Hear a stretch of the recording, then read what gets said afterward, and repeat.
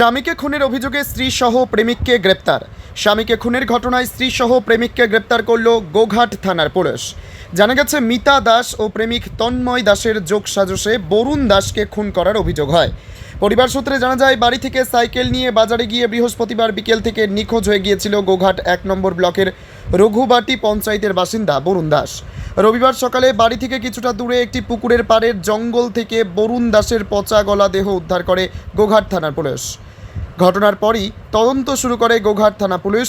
মৃত ব্যক্তি বরুণ দাসের স্ত্রী ও তার প্রেমিক তন্ময় দাসকে আটক করে লাগাতার জেরার পর দুজনেই পরিকল্পনা মাফিক খুনের কথা স্বীকার করে নেয়।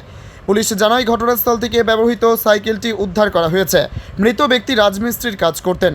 পরিবার থানাতে নিখোঁজ অভিযোগ দায়ের করার পরই তদন্তে নেমে তাদের গ্রেপ্তার করে এদিন আরামবাগ মহকুমা আদালতে তোলা হয়েছে। খুনের ঘটনার কি বিবৃতি কি উঠে আসছে?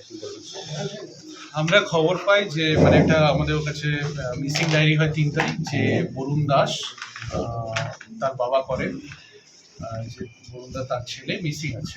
তো তারপরে 3 তারিখের পর চলে যায়। 6 তারিখ আমরা জানতে পারি যে একটা বডি পাওয়া গেছে এবং সেটাকে পরে শনাক্ত করা হয় বরুণ দাস হিসেবে। এবং জানা যায় যে বরুণ দাসের মৃতদেহ, এবং পরবর্তীকালে একটা অভিযোগ আসে এবং তার ভিত্তিতে আমাদের কেস স্টার্ট হয়। তখন আমরা তদন্ত করে জানতে পারি যে বরুণ দাসকে তন্ময় দাস শ্বাসরোধ করে হত্যা করেছে।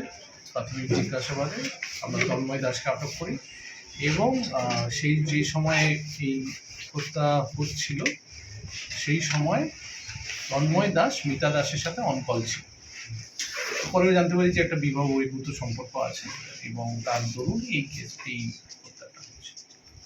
স্বামীকে খুনের ঘটনায় মিতা দাসও যুক্ত।